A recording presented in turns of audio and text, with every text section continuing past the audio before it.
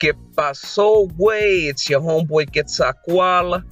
Welcome back to the Fuck Your Life Boxing Show. On today's episode, we're going to discuss Saturday night's fight between Robert the Ghost Guerrero and David Peralta. David Peralta pulls off the huge upset as he defeats Robert Guerrero by split decision. And it was an entertaining fight. I think that Robert Guerrero is hardly ever in a dull fight. But this was a bad performance by Robert Guerrero. It was a close fight. This was a fight that could have gone either way, but Robert Guerrero has no business being in a close fight with somebody like David Peralta. Because the plan was that Robert Guerrero was basically going to bounce back from a loss in his previous fight. He was going to use this bout with David Peralta to make a statement, to have a good performance in order to secure a big fight in the future for him.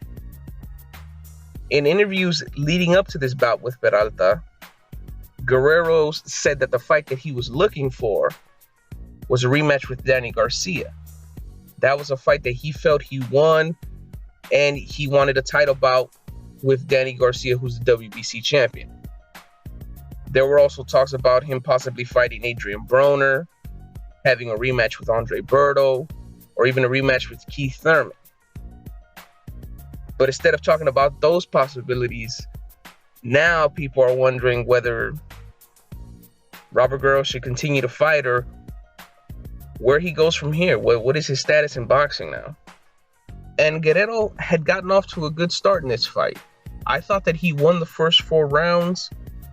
He landed some big shots in these first 4 rounds where he was countering Peralta with a straight left or catching him with that straight left as Peralta was coming in. The problem was, after these 4 rounds, he basically let off the gas and allowed Peralta back into the fight, where Peralta stole rounds that Guerrero could have won. And the rounds in particular that I feel Guerrero just gave away were rounds 5, 6, and 10. These were rounds where Guerrero basically didn't do shit. His activity level dropped significantly. And it wasn't because he was tired, because he didn't look fatigued towards the end of the fight. So I'm not really sure why he decided to let off the gas in these rounds.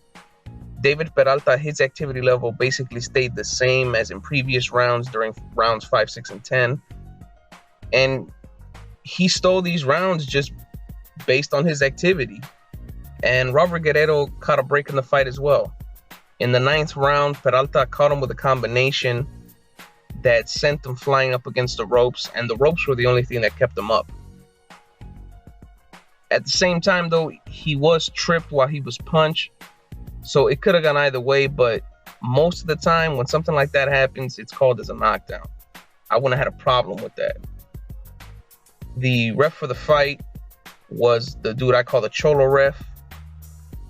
He looks like he's probably homies with Ruben Guerrero, like they used to rob banks back in the day and shit, that licks on motherfuckers. So the Cholo ref was probably looking out for his homie's son in that moment. And when the fight was over, David Peralta beat Guerrero by split decision. I believe that the 2 judges that scored it for Peralta had it 116 to 112, and the other judge had it 115 to 113.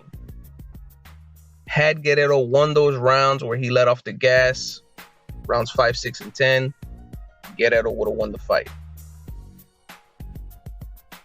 This wasn't a fight where Guerrero just got his fucking ass whooped and he looked like trash, like he was just completely washed up. But how the fuck are you involved in a close fight with somebody that's literally a fucking cab driver? And I gotta give props to David Peralta. He did his thing. He pulled off a huge upset. Congratulations. As far as Robert Guerrero goes, the consensus on social media with the casual boxing fans is that this motherfucker's washed up and he needs to retire. Me personally, I don't think that he's completely washed up, but he's definitely not in his prime anymore. Robert Guerrero is gonna have to evaluate what he feels his future in boxing is at this point.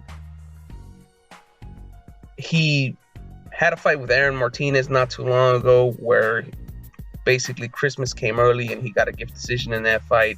And now this fight with David Peralta, these aren't performances that you're supposed to be having, man. So whether you need to change weight classes or change your team around you to have a different mindset strategically, there has to be some change, man. Or maybe you do have to hang up the motherfucking gloves. Maybe it's time to be out there with motherfucking Fernando Vargas flipping tortillas and shit.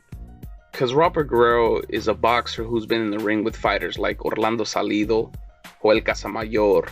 He beat Andre Berto, fought Floyd Mayweather, Keith Thurman. Most recently, he was in the ring with Danny Garcia.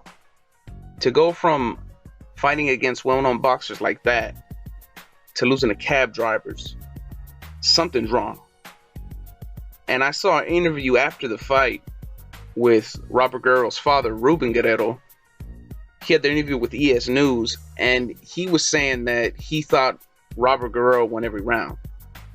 And I'm like, Ruben, you need to stay off that shit. You high as a motherfucker if you think Robert Guerrero won every round in that fight. But I want to know your thoughts. Give me your opinion on this fight. Where do you think that Robert Guerrero should go from here? Do you think that Peralta is the real deal?